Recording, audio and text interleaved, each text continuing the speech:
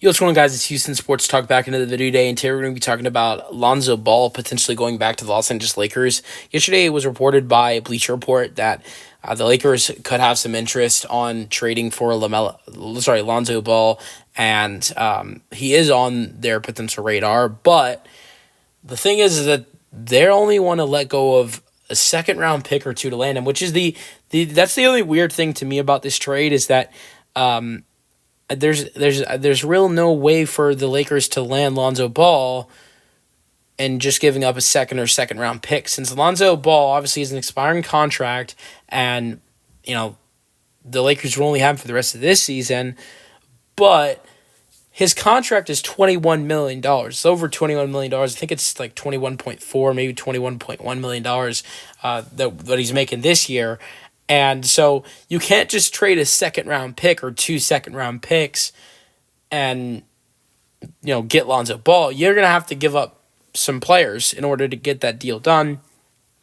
And looking on Trade Machine, the Lakers would have to fill that $21 million salary that Lonzo Ball would, Lonzo Ball's $21 million salary that would come in, which also means if you're only looking to give up two players for Lonzo Ball, they'd have to give up both Jared Vanderbilt and Gabe Vincent. And who knows if you still have to give up a second-round pick or two with those two.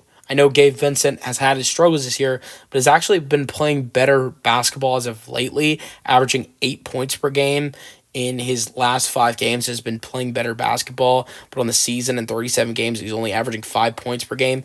Jared Vanderbilt, on the other end, is not played this year, but last year only played 29 games, averaging 5 and 5 with 1 assist per game. Look, I don't know if these are guys you want to give up in order to trade, trade for Lonzo Ball. Because here's the thing. I think Lonzo's better than Gabe Vincent. I don't think you're going to hear anybody that doesn't say that.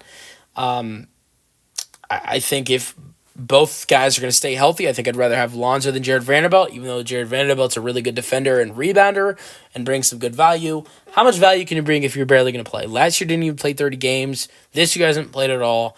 So I think I'd rather have Lonzo than Jared Vanderbilt.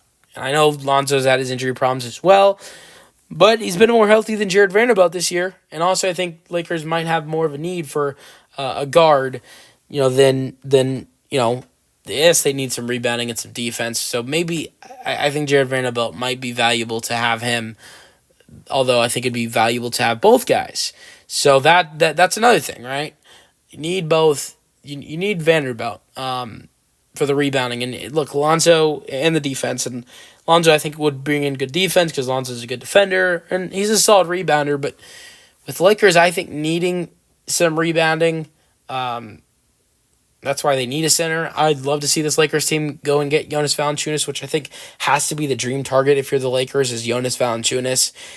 I think that, with that being the dream target, that's where it's okay trading a Jared Vanderbilt.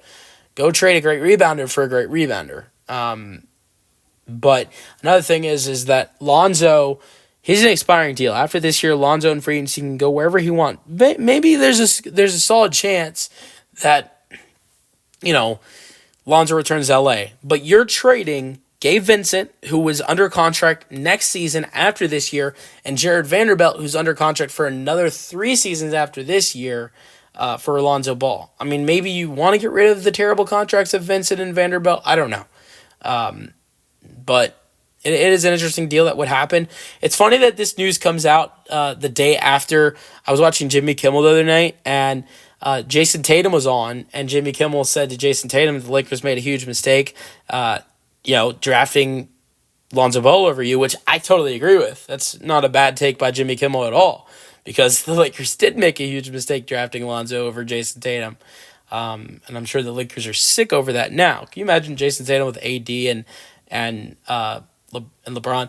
I don't know if the AD trade happens if it's just Tatum and LeBron, though. That's the one thing, is I don't know if the AD, who knows? Maybe it does. Maybe we do see AD, Tatum, and LeBron. But anyways, but I think you'd have to trade Tatum in order to get Anthony Davis, because the Lakers had to trade Lonzo Ball to get Anthony Davis. So I don't think AD happens AD to Lakers happens if they draft Tatum over Lonzo. And also, I've also heard that people don't think Tatum would be as successful in Los Angeles because the Los Angeles at the time had so much talent forward wise with Ingram and having Kuzma and having Julius Randle, Lopez, all the guys they had back then.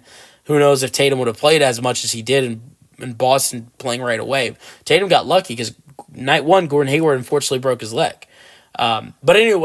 But what Jimmy Kimmel said after that is the funny thing is that Tatum said, and Lonzo Ball's not even on the team anymore. Well, it turns out, Jimmy Kimmel, Lonzo Ball might be back on the team. So, it'd be an intriguing trade, but I just think the only thing is, like, are you going to trade for an expiring contract, and you have to also trade Vanderbilt and Vincent? Obviously, Vanderbilt's been injured, and Vincent's been, bad most of the year, but has been playing better recently. But those guys, Vincent has another contract. Another year on his contract after this season, and Vanderbilt has another 3.